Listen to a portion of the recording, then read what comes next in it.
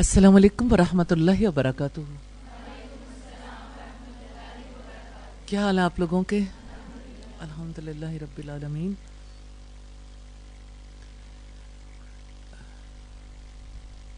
نحمدہ ونصلی علی رسولہ الکریم، اما بعد فاعوذ باللہ من الشیطان الرجیم، بسم اللہ الرحمن الرحیم۔ رب اشرح لی صدری ویسر لی امری واحلل عقدۃ من لسانی یفقہوا قولی۔ جب دعوت اللہ کی بات آتی ہے تو ہمیں وہ واقعات اور حالات یاد آتے ہیں جو انبیاء پر بیتے، اور خاص طور پر محمد صلی اللہ علیہ وسلم کے ساتھ جو واقعات پیش آئے، اور ہمیں وہ واقعات بھی یاد آتے ہیں جو اس پوری تاریخ میں ہر دور میں، ہر صدی میں، ہر علاقے میں پیش آتے رہے۔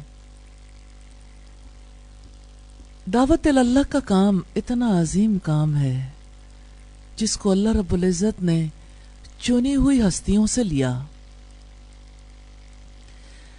کوئی انسان اگر اس کا ڈیسیژن کرنا چاہے وہ ارادہ کر سکتا ہے، لیکن اسے سیدنا علی رضی اللہ تعالیٰ عنہ کی بات ضرور یاد رکھنی چاہیے کہ میں نے اپنے ارادوں کے ٹوٹنے سے اپنے رب کو پہچانا۔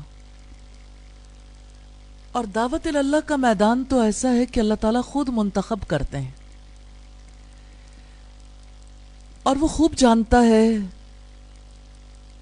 کہ اس کا دل کتنا شفاف ہے، کس کے اندر اس کی کتنی حرص، کتنی رغبت ہے، اور کس کی زندگی کے اثرات کتنی دور تک مرتب ہو سکتے ہیں، اور اس نے اپنی تقدیر میں فیصلہ کر رکھا ہے جنت کے جس مقام کا۔ تو ظاہر ہے کہ اس مقام کے لیے جن کوششوں کی ضرورت ہے، اللہ تعالیٰ وہ کوششیں ان لوگوں سے قبول کر لیتے ہیں جنہیں اللہ تعالیٰ نے اعلیٰ مقام پر فائز کرنا ہوتا ہے۔ دعوت اللہ کے واقعات دیکھنا چاہیں تو ہمیں تاریخ ایک نیا موڑ مڑتی نظر آ رہی ہے۔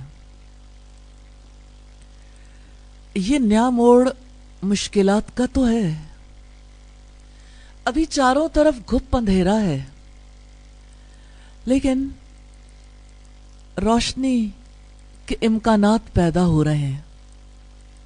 ہر سال لوگ حج کے لیے آیا کرتے تھے،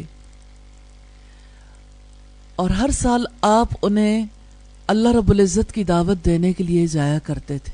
آپ کا یہ کام پورے سال میں بھی جاری رہتا تھا، لیکن خصوصی طور پر حج کے قافلوں میں، چونکہ مختلف علاقوں کے لوگ آتے تھے تو سال میں ایک ہی بار موقع ملتا تھا ان لوگوں کے ساتھ بات کرنے کا۔ آپ کے پاس یثرب سے ٹھنڈی ہوائیں پہنچ رہی تھیں، لیکن پھر یوں ہوا کہ یثرب کے لوگوں نے محسوس کیا کہ بات ایسے نہیں بنے گی کہ ہم وہاں اور رسول اللہ یہاں رہیں۔ ہوا یوں کہ آپ کے پاس مدینہ کے کچھ ایسے ہی لوگوں کا وفد آیا جنہوں نے اسلام قبول کر لیا تھا۔ جب یہ لوگ آپ کے پاس پہنچے تو ان میں سے ایک شخص اٹھا جس کا نام عباس بن عباد تھا، یہ انصاری تھے۔ انہوں نے کہا، اے خزرج کے لوگوں، کیا تم جانتے ہو کہ اس آدمی سے کس چیز پر بیعت کر رہے ہو؟ یعنی آپ معاہدہ کرنا چاہتے ہو، کیا آپ کو معلوم ہے؟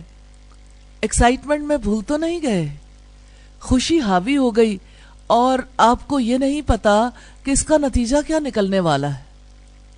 اس نے کہا، اے لوگو، تم جانتے ہو کہ اس آدمی کے ہاتھ پر تم کس چیز کے بارے میں بیعت کر رہے ہو؟ انہوں نے کہا کہ ہاں۔ کہا کہ تم سرخ اور سفید کے خلاف جنگ پر بیعت کر رہے ہو۔ यानी एक फर्द का ले जाना गोया पूरी दुनिया से जंग मोल लेना था। और आप सल्लल्लाहु अलैहि वसल्लम के दौर में रोम और फारस के दरमियान जंगें जारी रहती थीं। और आगे आप जब कुरान हकीम में भी पढ़ेंगे सूरा रूम में कि किस तरह से रोमी जब मगलूब हुए तो अहले मक्का ने खुशियां मनाई थीं, क्योंकि मुकाबले में फारसी थे जो कि आतिश परस्त थे, बुत परस्त थे। और जिस वक्त अल्लाह पाक ने ये बशारत दी, तो जब अल्लाह पाक ने ये खुशखबरी दी कि रोमियों के मगलूब होने के कुछ बरस बाद ही रोमी गालिब आ जाएंगे और फारसी मगलूब हो जाएंगे, तो इससे हमें ये पता चलता है कि उस वक्त दुनिया में दो बड़ी पावर्स थी, सल्तनत रोमा, सल्तनत फारस, और रोमी जो थे वो अहले किताब थे। इस वजह से मुसलमानों की हमदर्दियां अहले रोम के साथ थी। तो ये जो सुर्ख और सफ़ेद की बात है, ये इसलिए भी अहम है कि अरब तिजारत करते थे, इंटरनेशनल ट्रेडर्स थे, और ये दुनिया के मुख्तलिफ मुल्कों तक पहुंचते थे। बावजूद इसके कि ये कबायली ज़िंदगी बसर कर रहे थे, लेकिन इनका इंटरनेशनल एक्सपोजर था, और ये महसूस करते थे कि आप सल्लल्लाहु अलैहि वसल्लम के बारे में हमने जो डिसीजन भी किया उसके असरात पूरी दुनिया पर मुरतब होंगे। आप इमेजिन कर सकते हैं कि उस दौर के लोग इब्तिदाई दौर में भी महसूस कर रहे थे कि ये दावत यहाँ तक रहने वाली नहीं है। फिर उसने कहा कि इसमें तुम्हारे अमवाल भी बर्बाद हो जाएंगे, यानी जिस माल से तुम्हें मोहब्बत है वो माल बर्बाद होंगे, तुम्हारे बेहतरीन अफराद कत्ल कर दिए जाएंगे। सोच लो, लोगों की कुर्बानी भी देनी पड़ेगी, माली कुर्बानी भी देनी पड़ेगी, इतनी कुर्बानियां देने की सकत है। ये रिवायत हमें सीरत इब्ने हिशाम के दूसरे जुज़ में पेज नंबर 55 पर मिलती है।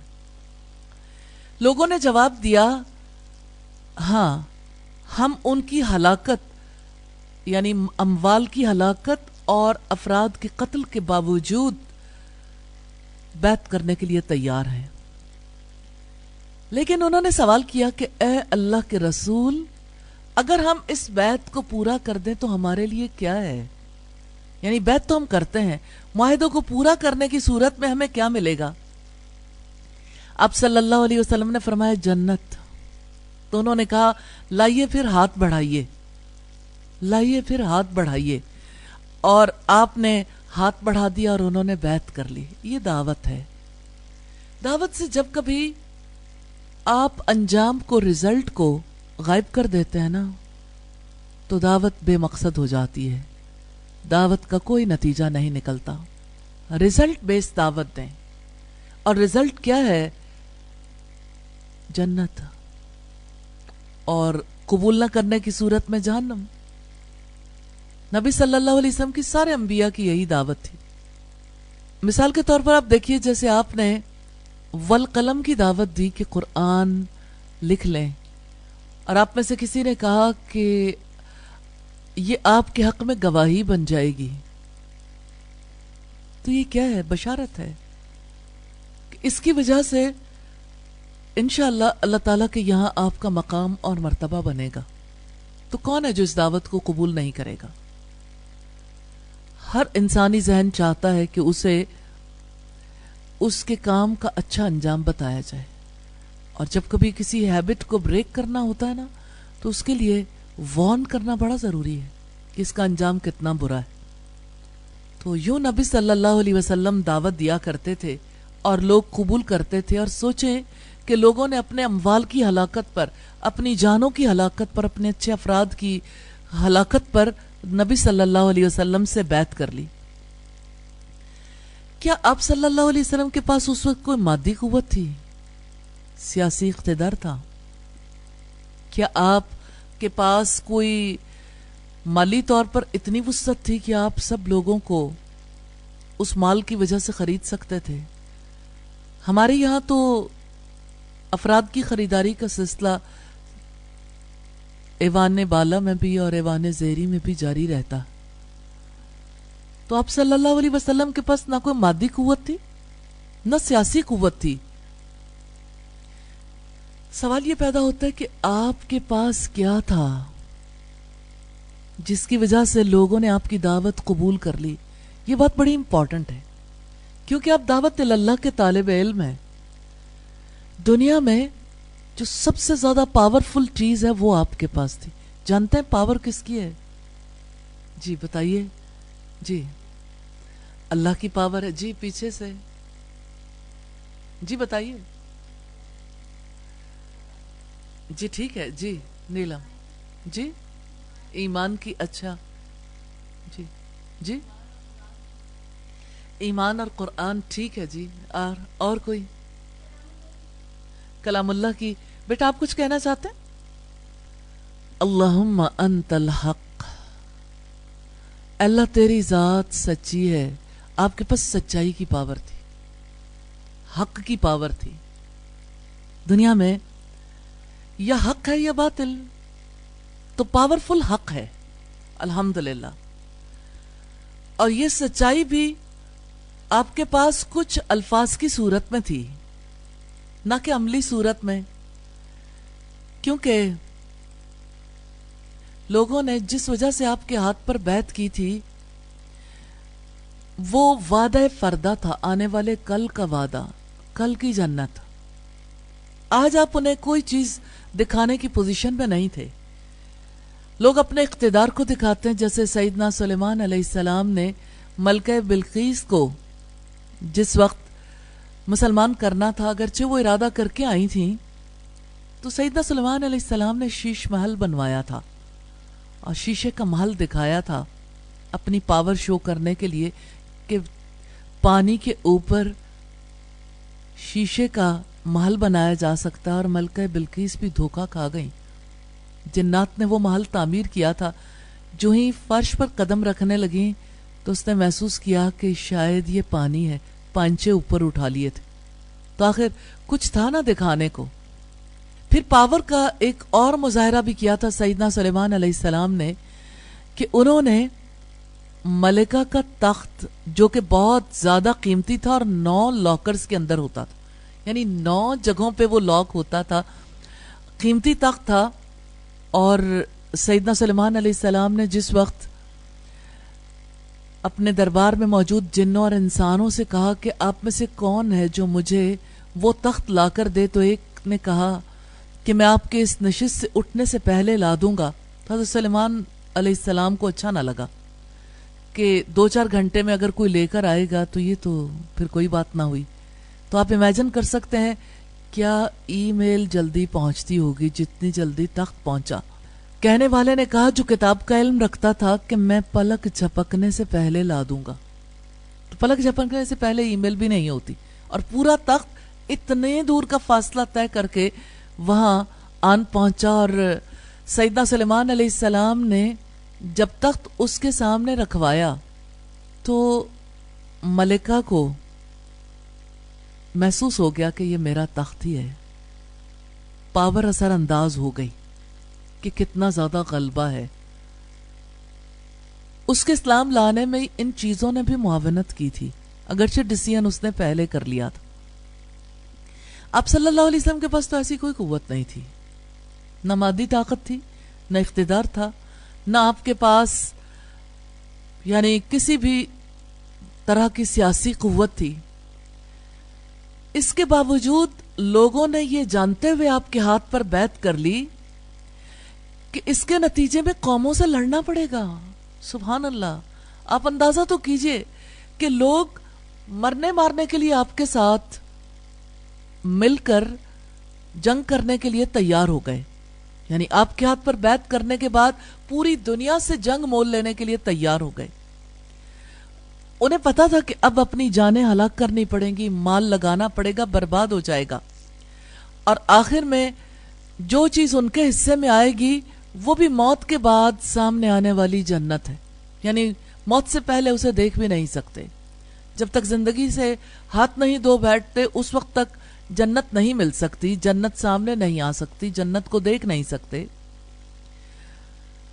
تو یوں اگر آپ دیکھیں تو نبی صلی اللہ علیہ وسلم کی دعوت میں کتنی بڑی پاور تھی، اور یہ پاور سچائی کی تھی۔ سچ دلوں کے اندر اترتا ہے. سچ بہت بڑی چیز ہے.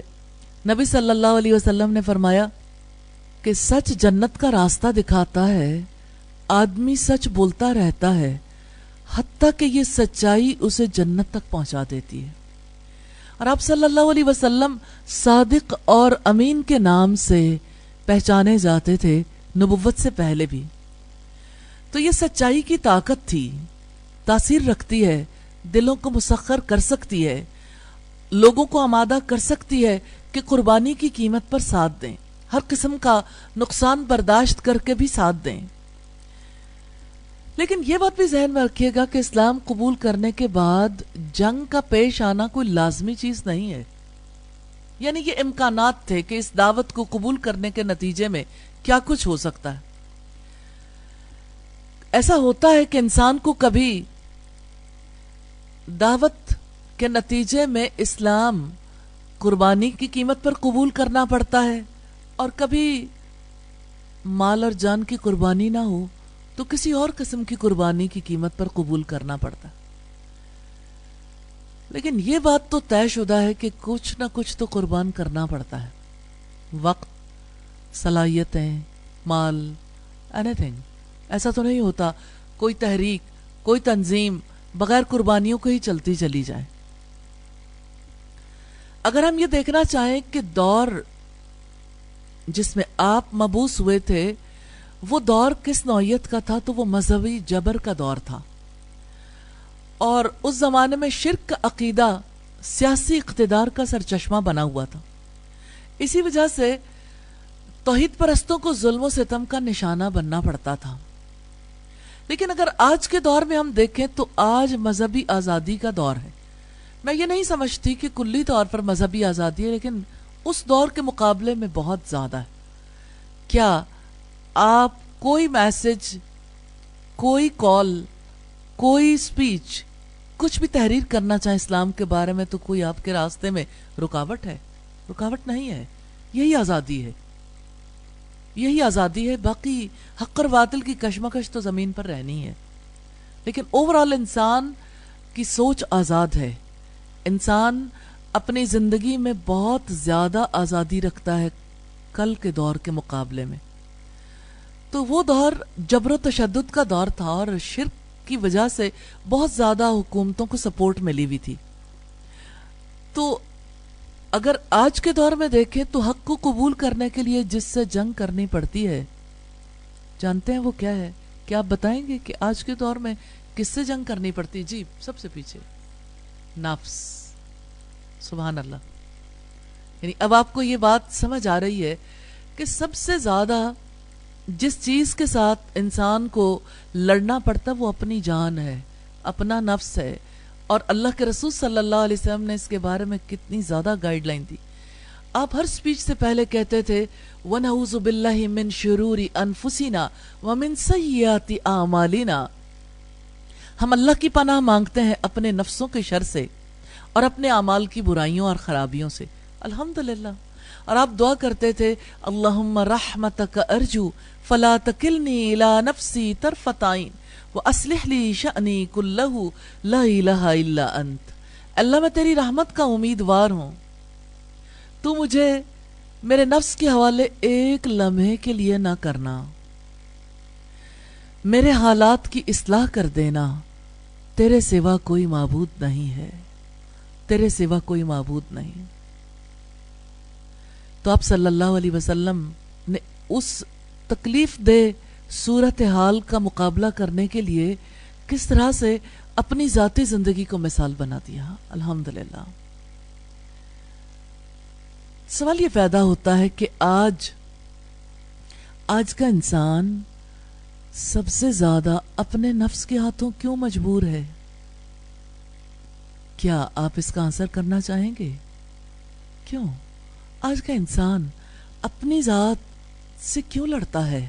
کیوں اسے زیادہ لڑنا پڑتا ہے کل کے انسان کے مقابلے میں؟ جی دنیا کل اٹریکٹیو تھی, اس میں کوئی شک نہیں. اٹریکٹیو ہوتی ہے, وہ اپنی طرف کھینچتی ہے, یہ بہت اچھا آنسر ہے. لیکن ایز کمپیئر ٹو پاسٹ ہم دیکھ رہے ہیں, یعنی کل کے انسان کے لیے بھی یہی مسائل تھے.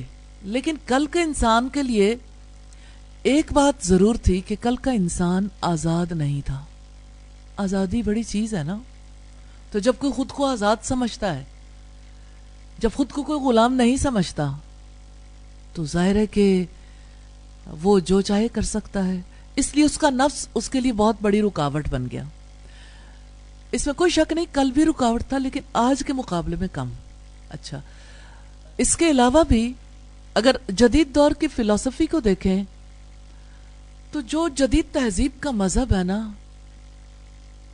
ابلیسیت ہے نا، انا پرستی، میں ہوں اور میں ہوتا رہتا ہوں. آپ اپنی ایڈورٹائزمنٹ میں دیکھیں، ایک انسان کو ایسے دکھایا جائے گا کہ وہ سمندروں پہ بھاگ رہا ہے، وہ پہاڑوں پہ چڑھ رہا ہے، وہ ہر چیز پہ قبضہ کر سکتا ہے اور وہ ہر چیز کو زیر کر سکتا ہے، غلبہ. اچھا، آپ اگر دیکھنا چاہیں تو انسان کی ترقیوں کو دیکھیں کہ انسان نے کس کس چیز کو کھوجا اور کہاں تک پہنچا. کہ جاندار چیزوں کی جس وقت کوڈ اوپن کیا تو انسان کو لگا کہ دنیا تو میرے آگے ڈھیر ہے، لیکن ابھی اس کی اپنی ذات کا معاملہ باقی تھا. بہت چھلانگیں لگائیں لوگوں نے جب اپنے انسان کے ڈی این اے کا کوڈ کھلا. اس وقت انسان کو لگا کہ اب تو ہمارا اپنے اوپر بہت اختیار ہو گیا، ہم جو چاہیں کر سکتے ہیں. تو آپ اگر دیکھنا چاہیں تو کلوننگ میں، کلوننگ کے حوالے سے جو ریزرویشنز ہیں، ایون چرچ کی، پوپ کی، میں اس وجہ سے یہ ریفرنس دے رہی ہوں کہ دنیا میں وہ جو اس وقت اللہ تعالیٰ کی صحیح رہنمائی پر نہیں ہے، وہ بھی اس کا کتنا بڑا خطرہ محسوس کرتے ہیں کہ نتیجہ کیا نکلے گا. کلوننگ کے توسط سے کلیم یہ کیا جاتا اور ایسا ہے، اور جینیٹیکل انجینئرنگ کے حوالے سے کہ اچھا بچے کی آنکھیں بلو چاہیے یا براؤن، آپ کو رنگ کیسا چاہیے، ہائٹ کیسی چاہیے، فلاں چیز کیسی چاہیے. پھر انسان کے ذہن میں آتا ہے نا، میں ہوں اور میں ڈیسائیڈ کر سکتا ہوں. تو فتنہ بہت بڑا ہو گیا. کہنے کا یہ مطلب ہے کہ آج کے دور میں بڑا فتنہ ہو گیا، اور آج کے دور کے انسان کے اندر سے خواہشات کو اس طرح سے ابھارا گیا ہے، یعنی جیسے کوئی ٹارگٹ کر کے چیزیں نہیں پیدا کی گئی. کتے جیسی ہرس پیدا کی معذرت کے ساتھ. کھانے پینے کے حوالے سے دیکھیے کس قدر ٹیمپٹیشن دلائی گئی. اونٹ جیسا کینہ پیدا کیا گیا ایک دوسرے کے ساتھ. قوموں کے اندر اس وقت جو کینہ اور بغض ہے، انسان کو برداشت نہیں کرتا. کسی کو زندہ جلا دینا، کسی کے ٹکڑے کر دینا. اور اگر آپ اس کو دیکھنا چاہیں کہ انسان کا کتنا بڑا دشمن ہے اور کتنا زیادہ وہ انجوائے کرتا ہے. کیا آپ جانتے ہیں کہ دنیا میں ہیومن میٹ کے ریسٹورنٹ کھل چکے؟ انسانی گوشت کھانے کے لیے جو لوگ شوقین ہیں ویسے ریسٹورنٹس پہ جاتے ہیں، اور سو کالڈ سیولائزڈ نیشنز کے تحت یہ سلسلے جاری ہیں. آخر وہ کسی انسان کا تو گوشت ہے نا جو لوگوں کو کھلایا جاتا ہے. پھر آپ دیکھیے کہ اس ہیومن میٹ کے لیے پیچھے اگر آپ دیکھیں تو کس قدر سفاکی ہے. میں دور کی قباحتوں کو اس لیے آپ کے سامنے رکھنا چاہتی ہوں کہ آپ کو اس مسئلے کے گمبھیر ہونے کا اندازہ ہو کہ انسان کے لیے اس کا نفس اتنا بڑا کیسے ہو گیا. ڈارک ویب پہ جو کچھ موجود ہے، بہت ساری چیزیں ایسی ہیں جو نکال کے لوگوں کے سامنے بھی رکھی جاتی ہیں. آپ امیجن کر سکتے ہیں کہ یہ جو سائیکو پیشنٹس ہیں نا، بولیاں لگاتے ہیں انسانوں کو سامنے رکھ کے. کس انسان کا کان چاہیے؟ ایک کہتا ہے اس کا کان کاٹنے کے میں اتنے پیسے دوں گا، دوسرا کہتا ہے اتنے دوں گا، پھر اس کا کان کاٹ دیا جاتا ہے. پھر جب اس کے خون کے فوارے ابلتے ہیں تو بیٹھ کے انجوائے کرتے ہیں. تو زندہ انسانوں کے اعضاء کاٹ کر ہو سکتا ہے ان ریسٹورنٹ پر بھی پہنچائے جاتے ہوں. تو اس سے آپ اندازہ کر سکتے ہیں کہ انسان کی سفاکی کہاں تک پہنچ چکی، اور انسان دوسرے انسان کو یا اس کی زندگی کو کس طریقے سے اپنی ملکیت میں لینا چاہتا ہے کہ میں بولی لگا دوں تو زندہ انسان کا کان بھی لے لوں اور زندہ انسان کا گردہ بھی لے لوں اور اس کا جگر بھی لے لوں، اور اس کے بارے میں کوئی زبان تو کھولے کہ کسی کا کوئی عضو اس کی ملکیت نہیں ہوتا، وہ اپنے عضو کا سودا نہیں کر سکتا، کیونکہ یہ اس کے پاس امانت ہے. تو امانت میں خیانت کیسے کرے گا؟ لیکن اب یہ دیکھیے کہ ان ساری چیزوں کا نتیجہ کیا نکل رہا ہے. کوئی انسان یہ کہتا ہے کہ اچھا ٹھیک ہے، میرا ایک گردہ بھی کام کر سکتا ہے، تو ایک گردے کو میں بیچ دوں اور اس کی وجہ سے میرے فلاں فلاں مسائل حل ہو جائیں گے. وہ اپنا ایک گردہ بیچتا ہے، پھر اپنی بیوی کا بیچ دیتا ہے، پھر بچے کا بھی بیچ دیتا ہے، پھر باقی بھی، اور اپنے اعضاء بیچ کر اپنی زندگی کی ضروریات کو پورا کرتا ہے. پھر یہ ہوس کہیں ٹھہرتی ہے؟ تو آپ اگر لاہور کے بدنام زمانہ ہاسپٹلز کے بارے میں جاننا چاہیں جہاں پہ لوگوں کے آپریشن کے دوران کسی چیز کا آپریشن ہو رہا ہے لیکن ساتھ میں کڈنی نکال لیا، ساتھ میں کسی اور چیز کا بھی کوئی حصہ نکال لیا، یہ سلسلہ کس برے طریقے سے جاری ہے. اور یہ کہ یعنی آپ یہ دیکھیں کہ ابھی پچھلے دنوں میں جو ایک کیس آیا تھا کہ یہاں پہ پیر محل کے پاس ڈاکٹرز کا کوئی گروپ تھا جس کو پکڑا اس بنیاد پر کہ لاہور ایئرپورٹ پہ کوئی صاحب باہر سے آئے جو ویل چیئر پر تھے اور عربی لباس انہوں نے پہنا ہوا تھا، اور انہیں جب لے جانے لگے تو تھوڑا سا شک ہو گیا. آپ کو پتہ ہے جو انٹیلیجنس ایجنسیز کے لوگ ہوتے ہیں وہ ہر سیدھے انسان پر بھی ذرا شک کی نظر ہی ڈالتے ہیں، اور ان کو جو ہے اس بارے میں جب شک ہوا، پھر جب پتہ کیا گیا کہ یہ بندہ کہاں جا رہا ہے اور کس طرح سے کس جگہ پہ پہنچ رہا ہے، تو اس کے توسط سے انہوں نے کھوج لگا لی کہ وہاں پہ کس طرح انسانی اعضاء کے بارے میں اس کی خرید و فروخت کا سلسلہ جاری ہے. تو آپ اس دور میں دیکھیے کہ انسان ہر ڈیسیژن خود کرنے کے لیے بضد ہے، کوئی اصول ماننا نہیں چاہتا، کسی قسم کے قانون کو تسلیم نہیں کرنا چاہتا. وہ کہتا ہے میں ہوں، یہ میری زندگی ہے، اور اپنی زندگی کے بارے میں اور اپنی قوم کی زندگی کے بارے میں ہم ڈیسائیڈ کریں گے. کسی سپر پاور کو اللہ کی ذات کو تسلیم کرنے کے لیے تیار نہیں، چاہے ہمارے اپنے ہاں کا قانون ہو. قانون انسانی ہے. برٹش لا ظاہر ہے کہ کسی وحی کی توسط سے تو نہیں آیا ہوا جو ہمارے یہاں امپلیمنٹ ہوا ہے. اس سے آپ اندازہ کر سکتے ہیں جس ماحول میں آپ نے کام کرنا ہے اس ماحول میں انسان کے اندر صفاقی کتنی آ گئی ہے. اور فرشتوں کی بات کتنی سچی تھی کہ آپ ایسے کو زمین کا خلیفہ بنانے والے ہیں جو خون بہائے گا اور دوسرا کیا کام کرے گا؟ زمین میں فساد کرے گا. صفاقی، صفاق کسے کہتے ہیں؟ بہت خون بہانے والے کو. تو اب دیکھیں کہ جتنا دل سخت ہوتا جاتا ہے نا اتنا ہی زیادہ دعوت کم مؤثر ہوتی ہے، لیکن پھر بھی چانسز آر دیر. کل کے لوگ بھی بہت صفاق تھے، ایسی بات نہیں ہے، لیکن آج صفاقی بہت اور جگہ پہ پہنچ چکی ہے. تو اب صلی اللہ علیہ وسلم نے کس طرح سے نفس کی اتباع سے روکا اور کس طرح اس کی ہلاکتوں سے آگاہ کیا، کیونکہ نفس خواہشات کے پیچھے بھاگتا ہے اور خواہشات پر چوٹ پڑتی ہے، مالی مفادات متاثر ہوتے ہیں، تو اس سے دنیا کی مصلحتوں کا نظام بھی درہم برہم ہوتا ہے.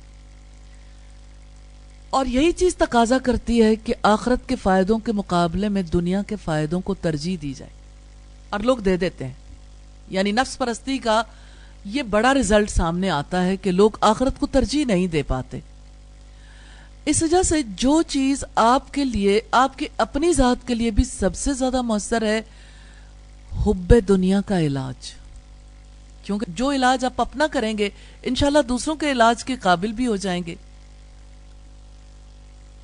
مشکل محاذ ہے، لیکن جب کسی پر حق کا انکشاف ہو جاتا ہے، جب سچائی سامنے آ جاتی ہے تو اس کے لیے سچائی سب سے بڑی چیز بن جاتی ہے، اور ہر نقصان کو برداشت کرنا اس کے لیے گوارا کر لیا جاتا ہے، اور کھلے دل سے کوئی حق کو قبول کر سکتا ہے. اگر ہم اپنی تاریخ میں دیکھیں، اسلامی تاریخ میں، تو ایسے ہزاروں واقعات نظر آتے ہیں، کثرت سے ایسے واقعات پائے جاتے ہیں. ہر زمانے میں لوگوں نے اس لیے اسلام کو قبول کیا کہ انہوں نے اسے اپنے دل کی آواز محسوس کیا کہ یہ ہمارے دل کی آواز ہے. آج بھی کثیر تعداد میں ایسے لوگ موجود ہیں جن کے دل کی آواز بن سکتا ہے قرآن، جو اس رسی کو تھام سکتے ہیں، لیکن کوئی دستک دینے والا دستک دے گا تو انشاءاللہ وہ خیر باہر آ جائے گا انشاءاللہ۔ یاد رکھیے گا، حق اپنی ذات میں بہت بڑی طاقت ہے۔ سچائی دلوں کے اندر سرایت کرتی ہے اور جڑ پکڑ جاتی ہے، اور تاریخ اس کی مسلسل تصدیق کر رہی ہے۔ اس لیے حق بات کو، حق ذات کو اپنائیے، اس حق پر ایمان لے آئیں اور اسی کی طرف دعوت دیں گے تو انشاءاللہ تعالی اللہ تعالیٰ کی رحمت ہوگی اور اللہ تعالیٰ کی طرف سے بہت آسانیاں پیدا ہو جائیں گی انشاءاللہ۔ کوئی سوال کرنا چاہیں تو آپ سوال کر لیجئے۔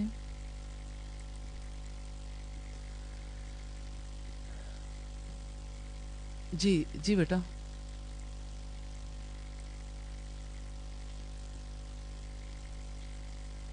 جی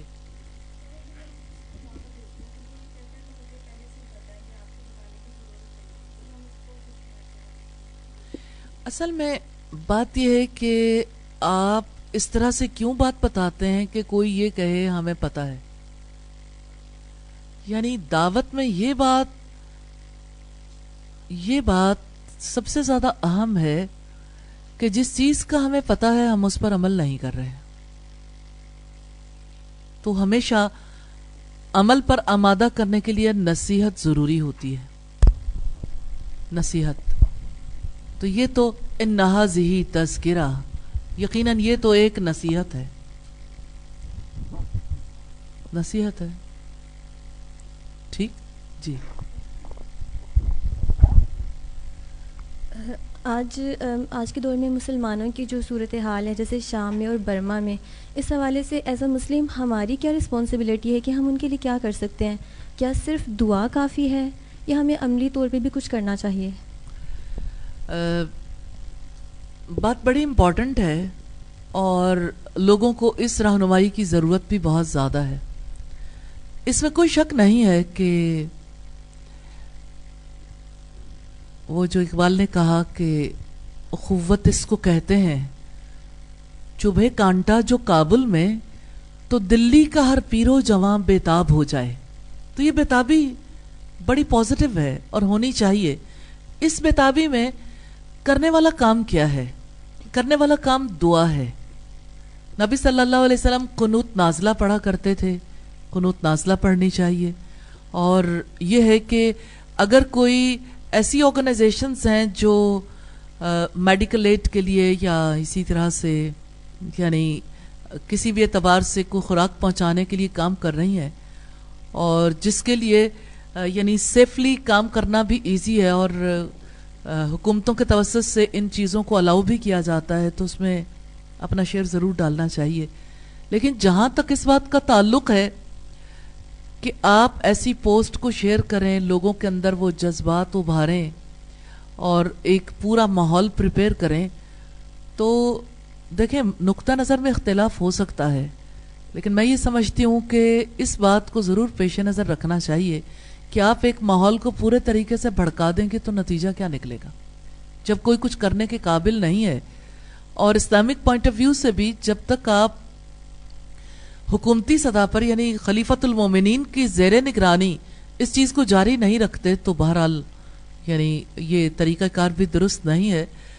تو اس میں بنیادی بات یہ ہے کہ لوگوں کو پریپیئر کرنا، لوگوں کو مایوسی میں مبتلا کرنا، لوگوں کے اندر ایک بھڑک لگانا، اس اعتبار سے تو ہے کہ آپ انہیں دعا کے لیے اور قنوت نازلہ پڑھنے کے لیے تیار کریں، پھر انہیں آپشن بھی دیں۔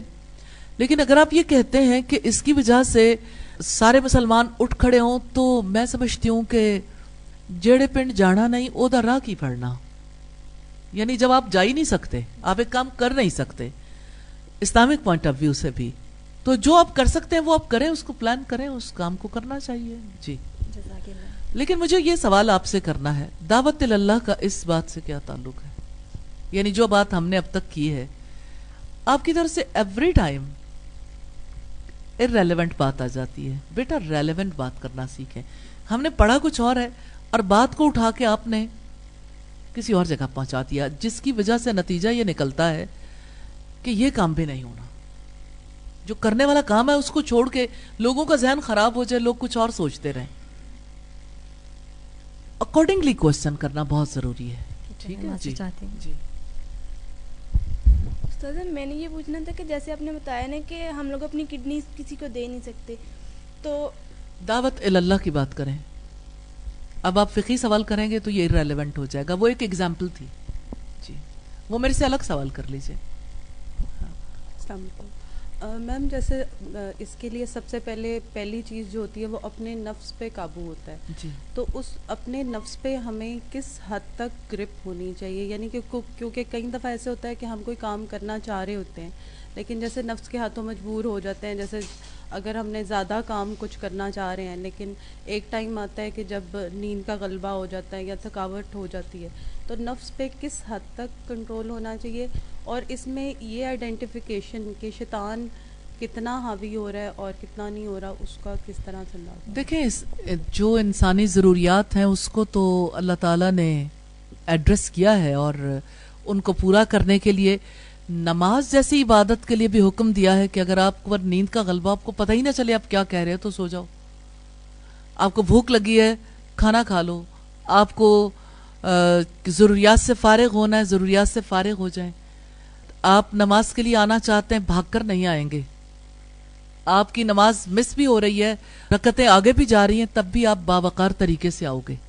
میں یہ بات اس لیے آپ کے سامنے لانا چاہ رہی ہوں کہ یہ باوقار دین ہے اور ضروریات زندگی کا بھی خیال کرتا ہے، نفس کے تقاضوں کا بھی. لیکن ہر انسان یہ جانچ سکتا ہے کہ اسے 6 گھنٹے کی نیند لی ہوئی ہے. اب اگر اسے پھر بھی نیند آ رہی ہے تو پھر اسے اپنی نیند کو بھگانے کے لیے کچھ کرنا چاہیے کہ یعنی وہ قبر والی زندگی کیوں گزارنا چاہتا ہے، یعنی قبر کی طرح کیوں رہنا چاہتا ہے دنیا میں ہی اپنے گھر میں ہی اپنی قبر بنا کے بیٹھا ہوا ہے. 18 گھنٹے سو کے 6 گھنٹے کام، تو یہ والا کام تو درست نہیں ہے. کچھ لوگ ایسے ہیں کہ جو رات کو 6 گھنٹے جاگ لیتے ہیں تو اس کے بعد سارا دن سوئے رہتے ہیں، اور جب اٹھتے بھی ہیں تو ان کی نیند اور جاگنے کے درمیان کی کیفیت ہوتی ہے اور ساری زندگی انہوں نے خراب کی ہوئی ہے. لیکن کچھ لوگ ایسے ہیں کہ جو یہ چاہتے ہیں کہ اپنے اوپر بے جا تشدد کریں. نبی صلی اللہ علیہ وسلم نے ایک دفعہ دیکھا آپ کی زوجہ مطہرہ جب آپ فجر کی نماز کے لیے گئے تو تب بھی جائے نماز پر تھیں، جب واپس آئے اشراق کے بعد تب بھی وہ جائے نماز پر تھیں. تو آپ صلی اللہ علیہ وسلم نے فرمایا میں تمہیں 4 ایسے کلمات بتاؤں کہ اگر آپ اسے پڑھو گی تو وہ اتنی دیر بیٹھنے سے زیادہ آپ کو اجر، یعنی اس سے زیادہ اجر ملے گا، اس کے برابر ملے گا. اور پھر آپ نے سبحان اللہ و بحمدہ عدد خلقہ والی جو دعا ہے، ذکر ہے، اس کو سکھایا. اس سے بھی یہ پتا چلتا ہے کہ اپنے اوپر تشدد نہیں کرنا چاہیے، اتنا زیادہ نہیں. اور نفس آہستہ آہستہ آہستہ آہستہ عادی ہوتا ہے نا، تو آہستہ آہستہ عادی کرنا چاہیے. اور باقی یہ ہے کہ جیسے شیطان کا حملہ ہے یا یہ بات جو ہے کچھ اور ہے، اس کو کیسے آئیڈینٹیفائی کر سکتے ہیں؟ تو میں یہ سمجھتی ہوں کہ آپ کو ابلیس کا جو کورس آپ پڑھیں گے انشاءاللہ اس کی وجہ سے آپ کو کافی زیادہ فائدہ ہو جائے گا. سبحانک اللہم و بحمدک نشہد ان لا الہ الا انت نستغفرک و نتوب الیک. السلام علیکم ورحمۃ اللہ وبرکاتہ.